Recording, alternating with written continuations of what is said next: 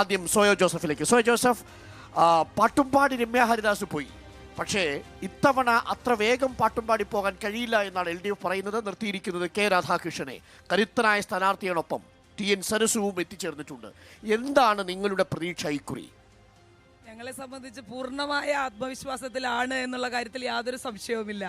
പിന്നെ ഞാൻ എല്ലായിടങ്ങളിലും പറയുന്ന ഒരു കാര്യമാണ്, നിങ്ങളും പറഞ്ഞു വെക്കുകയാണ്, കരുത്തനാണ്, വലിയ ഇമേജ് ഉള്ള ഒരാളാണ്, മന്ത്രിയാണെന്നൊക്കെ നിരന്തരം ആളുകൾ പറഞ്ഞു വെക്കുകയാണ്. ഇതൊരു ഒരു ഫേക്ക് അല്ലേ? നമ്മൾ മോഡി ബിൽഡിംഗ് എന്ന് മോഡിയുടെ ഒരു ഇമേജ് ഉണ്ടാക്കുന്നതിനെ പറ്റി പറയും. അത് തന്നെയാണ് രാധാകൃഷ്ണന്റെ ഒരു ഇമേജ് ബിൽഡിംഗ് മാത്രമാണ് നടക്കുന്നത്. നമുക്കറിയാം ചരിത്രം, ഞങ്ങളൊക്കെ ഈ നാട്ടുകാരായിട്ടുള്ള ആളുകളാണ്.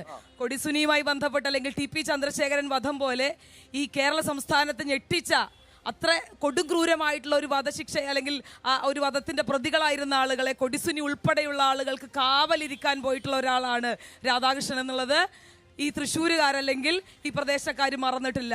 അല്ലെങ്കിൽ ശബരിമല പോലെ എത്ര മിസ്മാനേജ്മെന്റ്, ശബരിമലയുടെ ചരിത്രത്തിൽ ഇത്ര വലിയ മിസ്മാനേജ്മെന്റ് ഉണ്ടായിട്ടില്ല.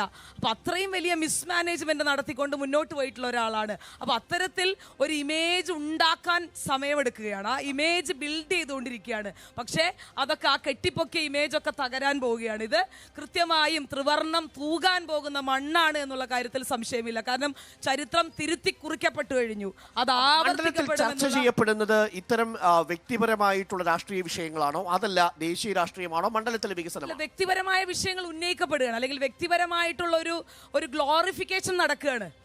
ഇല്ലാത്തൊരു ഗ്ലോറിഫിക്കേഷൻ അതിലേക്ക് കൊണ്ടുവരുമ്പോൾ അതിനെതിരെയുള്ള കൃത്യമായിട്ടുള്ള ആരോപണങ്ങൾ മുന്നോട്ട് വെക്കുകയാണ്. അല്ലെങ്കിൽ ഞങ്ങൾക്ക് അത് മുന്നോട്ട് വെച്ചേ പറ്റുള്ളൂ. കാരണം ഇത്തരത്തിലുള്ള നിങ്ങൾ നേരിടാൻ പോകുന്നത് കെ രാധാകൃഷ്ണന്റെ കെട്ടിപ്പൊക്കിക്കൊണ്ടിരിക്കുന്ന വ്യക്തിപരമായ ഇമേജിനെയാണ്.